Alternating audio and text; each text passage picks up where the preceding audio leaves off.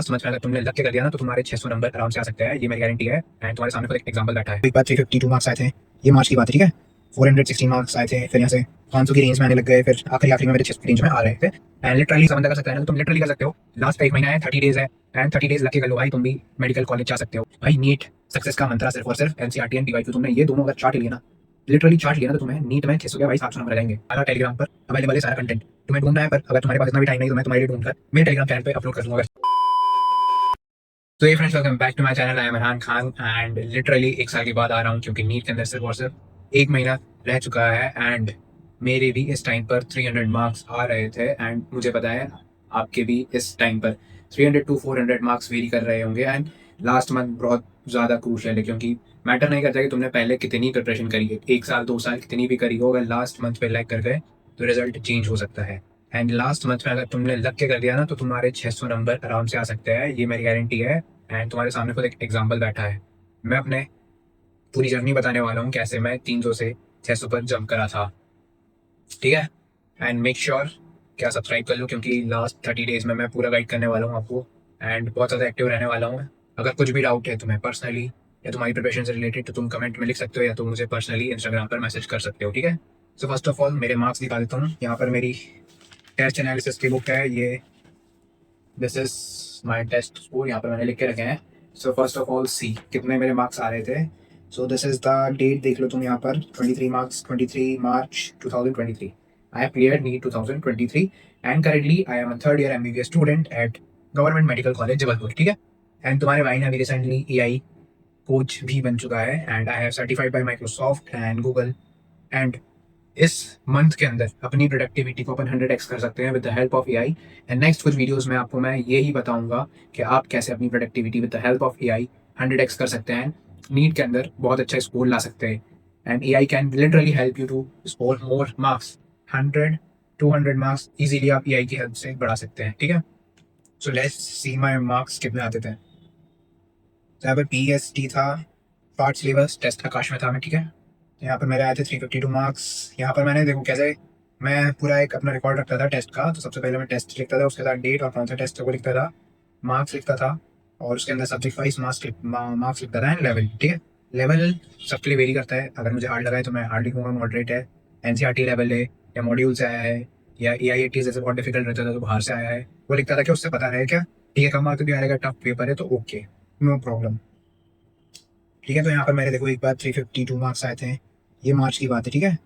416 marks आए थे, फिर यहाँ से 500 की रेंज में आने लग गए, फिर आखिरी में मेरे 600 की रेंज में आ रहे थे।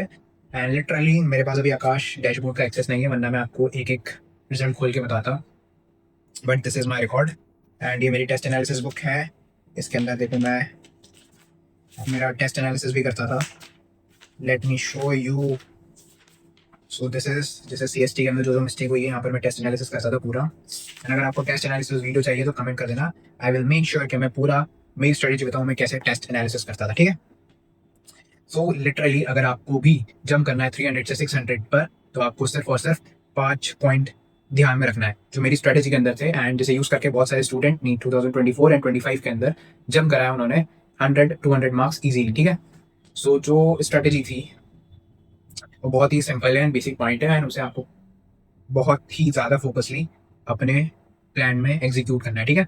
So without wasting time strategy पे आते हैं, एंड ये वाइट को बता देता हूँ भाई मैं, ये तुम्हें दिखाने के लिए लाया जाएगा। देखो यार, मेरे जैसा बंदा कर सकता है ना, तो तुम लिटरली कर सकते हो। लास्ट का एक महीना है, 30 डेज है, एंड 30 डेज लग के कर लो भाई, तुम भी मेडिकल कॉलेज जा सकते हो। Don't lose the hope.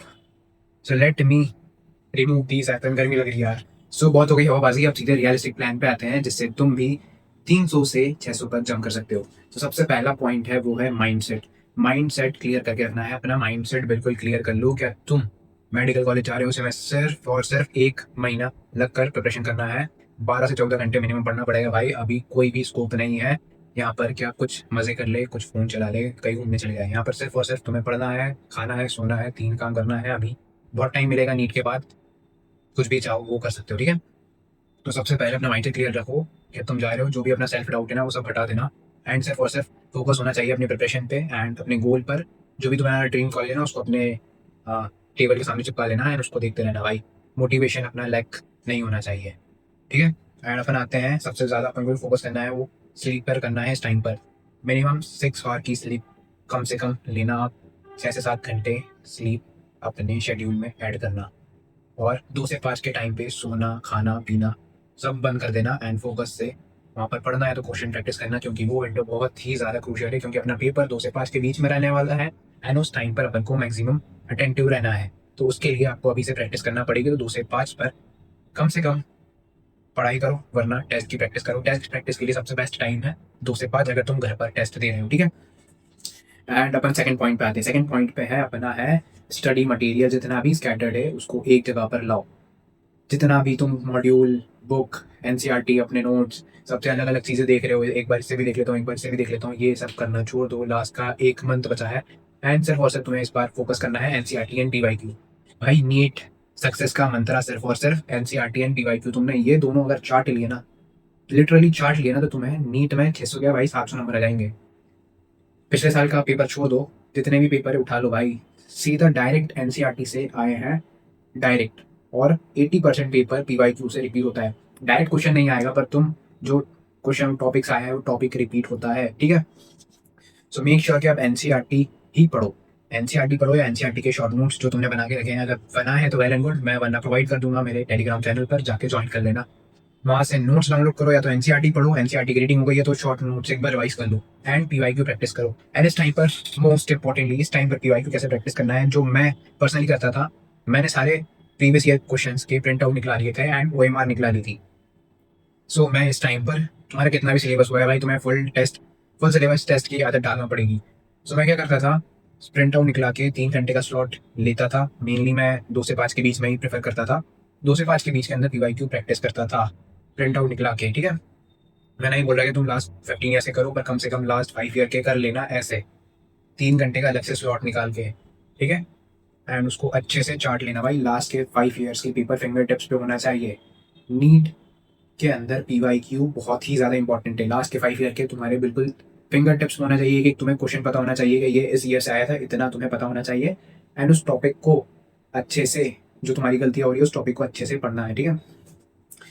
And third point जो सबसे ज़्यादा आपको फोकस करना है, पीवाईक्यू तो हो गया। And mock test, mock test आपको देना है। मॉक टेस्ट कहाँ से दें? आप किसी कोचिंग में एनरोल है तो वहाँ से दे सकते हैं, या तो आप किसी ऑनलाइन प्लेटफॉर्म से पढ़ रहे हैं तो वहाँ का दे सकते हैं। नहीं तो भाई अगर तुम्हें चाहिए तो मैं प्रोवाइड कर सकता हूँ तुम्हें टेलीग्राम पर, आकाश, एलन, पीडब्ल्यू, जितने भी मॉक टेस्ट आते हैं फ्री में। अगर तुम्हें चाहिए तो तुम मुझे एक बार बता देना कमेंट में, या पर्सनली मुझे इंस्टाग्राम पर मैसेज कर देना। अगर पॉसिबल हुआ तो मैं डेफिनेटली अपलोड कर दूंगा वहाँ पर, क्योंकि सारा टेलीग्राम पर अवेलेबल है सारा कंटेंट। तुम्हें ढूंढना है, पर अगर तुम्हारे पास इतना भी टाइम नहीं तो मैं तुम्हारे लिए ढूंढ कर मेरे टेलीग्राम चैनल पर अपलोड कर दूंगा। अगर चाहिए तो कमेंट कर देना, ठीक है। मॉक टेस्ट भी हो गया। मॉक टेस्ट कैसे देना है? प्रॉपर ओएमआर के साथ 3 घंटे का टाइम स्लॉट लेकर, ठीक है। प्रॉपर पेन लेके करना है अपन को, ठीक है। पूरा अच्छे से प्रैक्टिस मॉक टेस्ट के थ्रू करना है फुल सिलेबस की। मॉक टेस्ट भी दे दिया। मॉक टेस्ट के बाद जो सबसे ज़्यादा इंपॉर्टेंट है वो है टेस्ट एनालिसिस। टेस्ट एनालिसिस सबसे ज़्यादा इंपॉर्टेंट है। अगर तुम मॉक टेस्ट दे रहे हो एंड टेस्ट एनालिसिस नहीं कर रहे हो तो तुम्हारे वो पेपर देने का कोई फ़ायदा नहीं है। तो सीधी बात है भाई, तुम्हें टेस्ट एनालिसिस तो करना ही है। मैं इस टाइम पर लिटरली कोशिश कर रहा था कि 2 दिन में एक पेपर दे दूँ, या तो मैं आखिर के 15 डेज में रोज़ एक पेपर दे रहा था। प्रैक्टिस मेरी चल रही थी, रोज़ में 2 से 5 के बीच में एक पेपर देने की ट्राई करता था एंड मैं उसके साथ ही टेस्ट एनालिसिस भी कर लेता था। अगर तुम्हें टेस्ट एनालिसिस करना नहीं आ रहा है तो मैं मेरी नेक्स्ट वीडियो में बता सकता हूँ कि तुम कैसे टेस्ट एनालिसिस कर सकते हो, ठीक है। सो मेक श्योर कि सब्सक्राइब कर लेना। टेस्ट एनालिसिस बहुत ज़्यादा इंपॉर्टेंट है भाई, बहुत ज़्यादा इंपॉर्टेंट है, क्योंकि मैंने सिर्फ और सिर्फ 100 से 200 मार्क्स टेस्ट एनालिसिस से बढ़ाए हैं, क्योंकि मेरे फिजिक्स के अंदर बहुत सारे न्यूमेरिकल मिस्टेक हो रही थी। मुझे कंसेप्ट पता था बट न्यूमेरिकल मिस्टेक की वजह से मेरे मार्क्स नहीं आ रहे थे।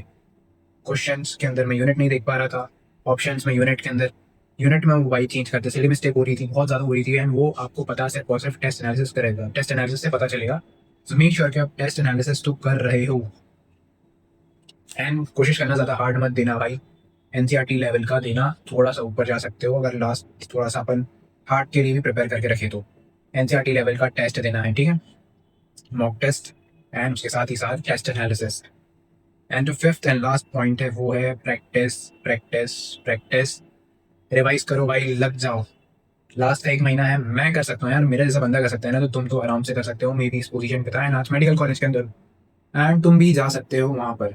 सो मेक श्योर कि तुम इस 1 मंथ को अच्छे से यूटिलाइज कर रहे हो एंड आपको अगर पता करना है कि आप एआई को कैसे यूज कर सकते हो इस लास्ट मंथ के अंदर to increase your marks, so make sure कि आप चैनल को सब्सक्राइब कर लो, क्योंकि मैं नेक्स्ट वीडियो वही लाने वाला हूँ, how to use AI to increase your marks. And make sure कि यार सब्सक्राइब कर लेना, अगर वीडियो अच्छी लगी हो लाइक कर लेना, एंड टेलीग्राम चैनल से शॉर्ट नोट्स जो मैंने प्रोवाइड करके रखे हैं वो डाउनलोड कर लेना। एंड मैंने वहाँ पर PYQ भी अपलोड करके रखे हैं, तो PYQ भी तुम अगर प्रिंट निकालना है तो वहाँ से जाके डाउनलोड करके प्रिंट निकाल सकते हो। सो मिलते हैं नेक्स्ट वीडियो में। जय हिंद।